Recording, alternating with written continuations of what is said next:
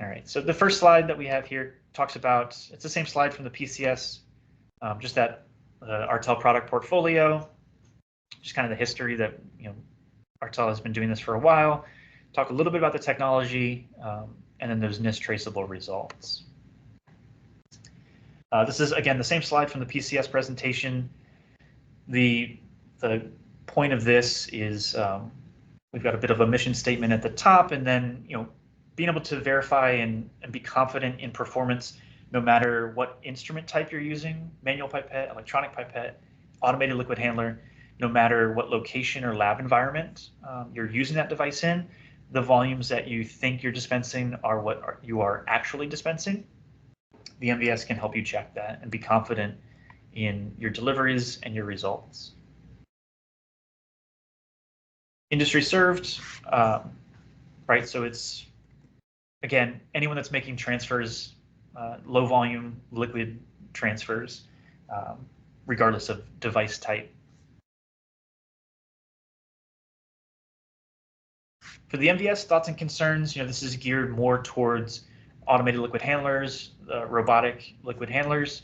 The MVS can be used for evaluating which liquid handler you are purchasing or using for a particular application, or selecting the correct method for that application. The system allows you to directly compare one robot or method to the next. Have one robot make these series of dispenses, check the results. A second robot, you can go back to back and test it that way.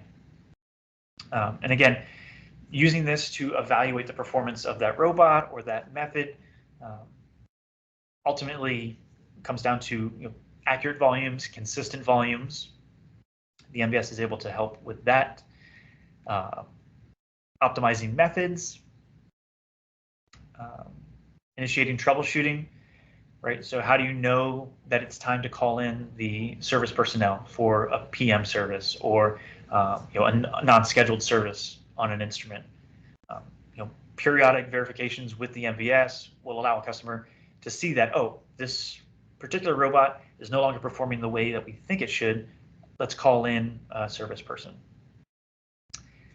And then, additional troubleshooting, identifying whether it is the robot that's causing an issue. If it's the method that you're using on that robot, is it the labware? Is it the user or the reagents?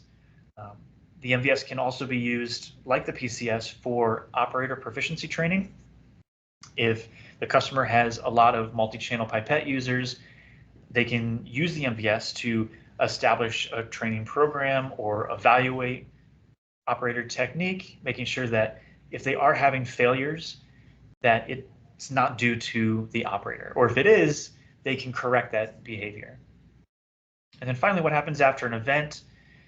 If an instrument crashes or you have a new instrument installed, or maybe a preventive maintenance service performed, how do you evaluate that performance afterwards? Is it still within your spec? So this slide, we're just looking at, kind of going back to using the MVS to evaluate the accuracy of a delivery, regardless, of device type. So this is a high throughput screening assay where we intentionally varied these deliveries by 8% to see kind of downstream what these IC50 values ended up. So just by varying these deliveries, right, we've got what, plus or minus 2 microliters. At the end, we're looking at a plus 91% versus minus 21% in that potency. So this is just kind of demonstrates why it's important to verify those volumes, make sure you're delivering accurate volumes ahead of time before it gets downstream into a final product. The components that the MVS system will come with, you've got the plate reader. It comes with a computer with the Artelware software, calibrator plate, barcode reader, plate shaker, label printer, and then startup solutions and verification plates. So this, we're talking about the technology. It's the same technology that the PCS uses. It's the dual dye, dual wavelength, ratiometric photometry. So it's absorbance based. We're measuring absorbance, and from that we're calculating volume. So we have these dyes of a known concentration. We dispense them into the plate. It's read on the plate reader. And then from that, the software will calculate the volume and give us that output report. Verification plates, right? So they look like your standard microtiter plate. They essentially are. The difference between a verification plate and a generic type plate is that these are lot characterized. So what I point out on this slide is, these plates, a sample is taken out, they're measured on a well by well basis. We're measuring the bottom diameter of those wells as well as the taper angle. Those measurements are then normalized across the lot of those plates, and that information is encoded in the barcode on the plate. We love barcodes. So when you scan that plate, the software knows, brings in that normalized measurement and applies that to the calculations. So customers are looking for accuracy with their testing. The verification plate is what we recommend.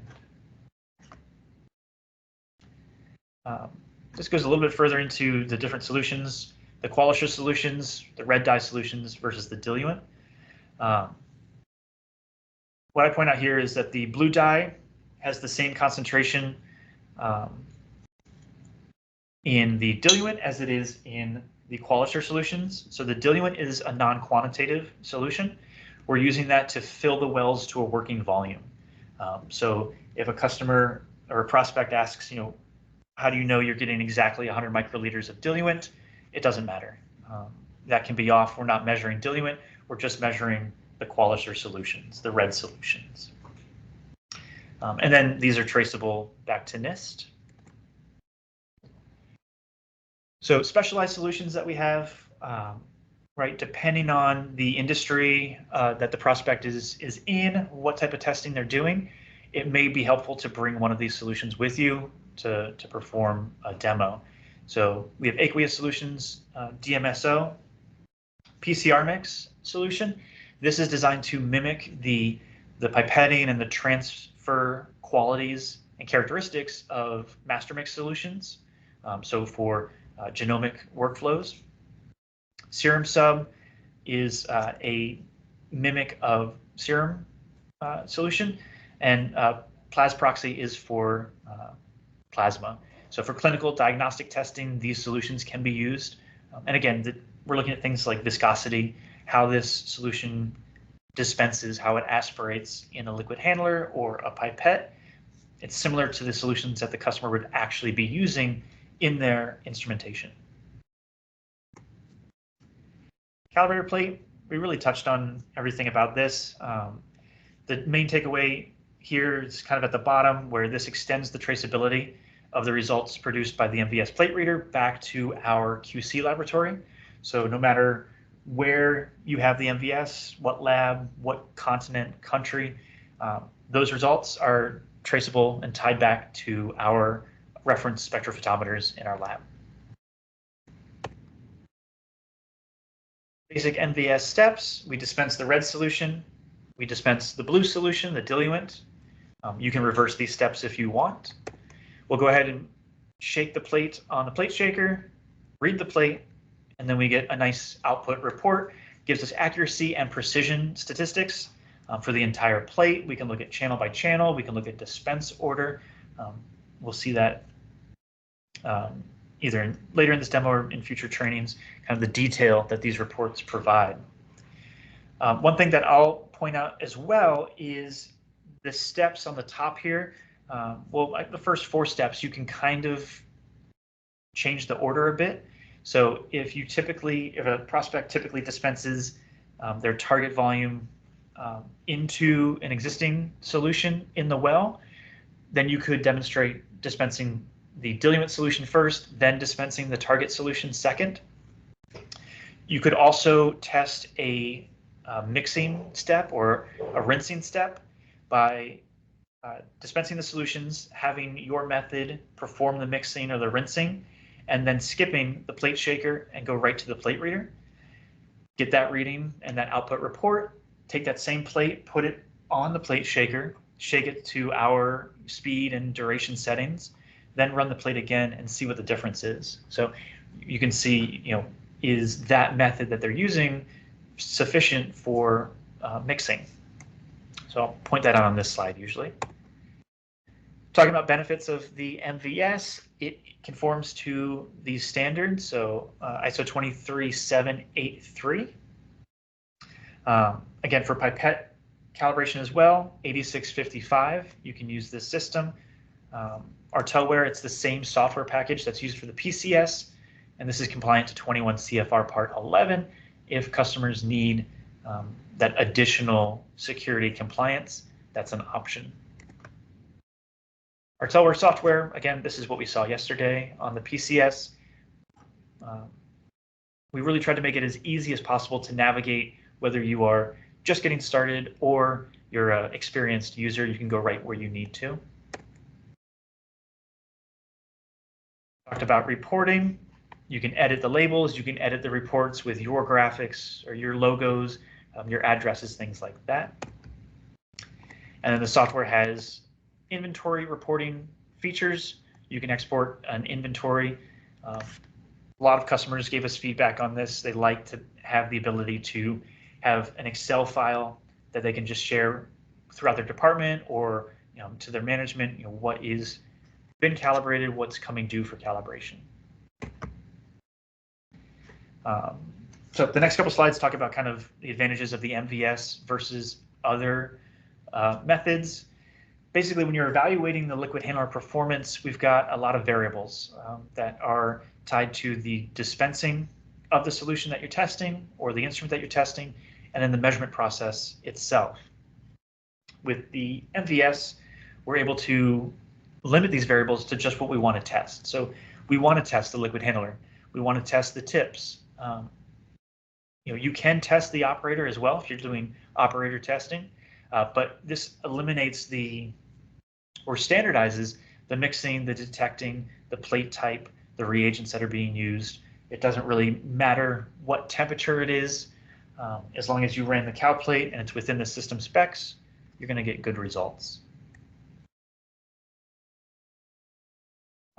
So this is just a slide that talks about the different applications for the MVS. It's not just liquid handler evaluation and calibration. You can do liquid class optimization, operator training, mixing and washing assessment, kind of more than just the first thing that comes to mind with a volume verification system. Liquid class, we talk about this. Essentially, a liquid class is a group of settings that are optimized for a specific solution type or liquid type, certain volumes, different tips and plates. These will pipette differently, they'll transfer differently, dispense differently. So what we need to do is change certain settings on the automated liquid handler software to compensate for this, to get the best performance. So we can change things like pipetting speeds, air gaps, what you see on this list here. The way the MVS facilitates optimizing these settings is by this dispense, measure, assess, adjust process. So you'll take a reading, kind of baseline, your out-of-the-box performance that we see in the first column here. We're looking at relative inaccuracy and coefficient of variation in the bottom two numbers there. So negative 6.9% relative inaccuracy, 2.7% CV. That's not the performance that we're looking for. So as we go step by step, each column to the right, we're changing one or two settings in that software, and we're trying to dial in that performance. So as we change some settings, maybe we go in the wrong direction, but we can see that on these results. And as we get to that 8th dispense, we've now dialed in those settings, and we have our performance relative inaccuracy at 0.8% and coefficient of variation 0.3%. So the performance just out of the box, not acceptable. Using the MVS, being able to incrementally change those settings, we improve the performance.